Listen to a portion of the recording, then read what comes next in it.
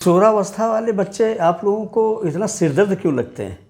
बच्चे कोई सिरदर्द नहीं, शायद आप लोगों को ठीक से पालना नहीं आता है, उनको हैंडल करना नहीं आता कि हम उन्हें कैसे हैंडल करें। या तो आप निगेटिव बात करें या फिर बहुत ज़्यादा ऊंचे सपने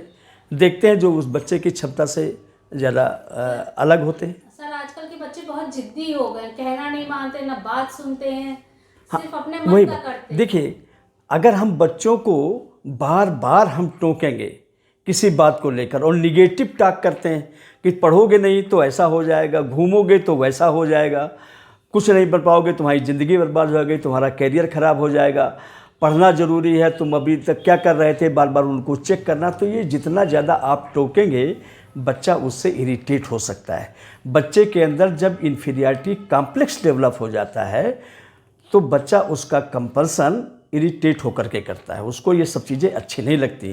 इन्फीरियरिटी कॉम्प्लेक्स डेवलप आप करते हैं जब उसको किसी से तुलना करते हैं, बार बार टोकते हैं, उसके अंदर हीन भावना पैदा करते हैं। तो हमेशा हीन भावना का कंपल्सन इरिटेशन से होता है या सुपीरियरिटी शो करके होता है। घर में बच्चे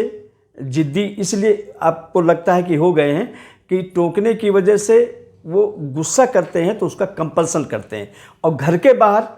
उसी इन्फीरियरिटी का कंपल्सन सुपीरियरिटी शो करके करते हैं। तो उनको साइकोलॉजिकली हैंडल करने की आदत डालिए या आप पहले अपने अंदर समझ पैदा कीजिए कि इसको हम कैसे हैंडल करें। फॉर एग्जाम्पल, किसी परीक्षा में बच्चे के नंबर कम आए,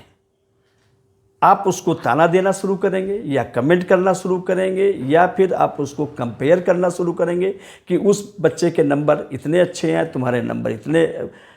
ख़राब आए हैं, तुम आगे चलकर ज़िंदगी में कुछ नहीं कर पाओगे, कोई कंपटीशन फाइट नहीं कर पाओगे, तुमसे हम रिक्शा चलवाएंगे, तुमसे हम मजदूरी करवाएंगे। इस तरह की टॉकिंग करके आप उसके अंदर कॉम्प्लेक्सेस पैदा करते हैं। इस तरह की बात कभी नहीं करें। अगर इस कभी ऐसा हो भी गया है, नंबर कम भी आए, तो आप उससे कहिएगा कि एक तो सबसे पहले उसके पास जाइएगा, उसके सिर पर प्यार से हाथ फेरिएगा और उसको गले लगाइएगा, उससे कहिए बेटा नंबर कम आए, कोई चिंता की बात नहीं, जरा हम और आप लोग दोनों बैठ करके विचार करते हैं, मुझसे ज़्यादा तुम जान सकते हो कि नंबर क्यों कम आए। शायद हम ठीक से पढ़ाई नहीं की, और पढ़ाई की तो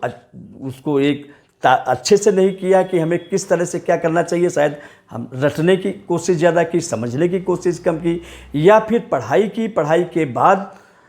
फिर ऐसा क्या हुआ कि नंबर कम आ गए। कई बार कुछ ऐसे कारण होते हैं कि हो सकता है पढ़ाई किया हो, पढ़ाई के बाद बच्चा मोबाइल चलाता हो, टीवी देखता हो और देर रात तक मोबाइल चलाता हो, सो जाता हो, तो उसके अंदर मेमोरी टेस्ट से स्लिप कर जाती है और जिससे फॉरगेटिंग बढ़ गई। ये भी एक फैक्टर हो सकता है। तो उससे कहिए चलो हम लोग बैठ कर बात करते हैं और विचार करते हैं कि ऐसे कौन से फैक्टर इन्वॉल्व हैं जिसकी वजह से उसके नंबर कम आए। उसको ताना देने से, कमेंट करने से उसकी पर्सनालिटी में कॉम्प्लेक्सेस पैदा होंगे और जितनी उसकी क्षमताएँ हैं उस क्षमताओं के अनुसार भी वो परफॉर्म नहीं कर पाएगा, उससे भी कम परफॉर्म कर पाएगा,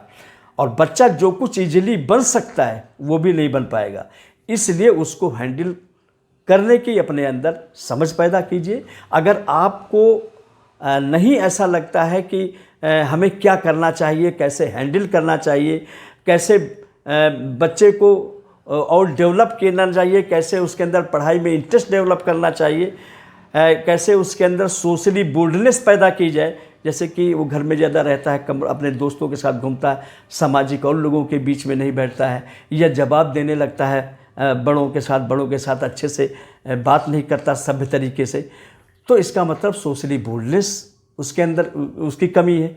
या साइनेस ज़्यादा है, या कुछ कॉम्प्लेक्सेस पैदा हैं। अगर आपकी समझ में नहीं आता है तो आप किसी अच्छे साइकोलॉजिस्ट से मिलिए, आप उससे मिल करके इस समस्या को सुलझा सकते हैं। हमारे सेंटर पर भी आ सकते हैं, हमारे सेंटर के मनोवैज्ञानिकों से भी मिल सकते हैं, उनकी राय ले सकते हैं, और बच्चे के अंदर जो अगर कोई कॉम्प्लेक्सेस पैदा हैं हो गई हैं तो आप उसको दूर करा सकते हैं। इसी तरह से अगर बच्चा कोई बहुत ज़्यादा पढ़ता है, नंबर कम आते हैं, तो एक कारण ये भी हो सकता है कि उसकी स्कॉलस्टिक मेंटल कैपेसिटी लगातार 1 घंटा, 1.5 घंटा, 2 घंटा पढ़ने की हो,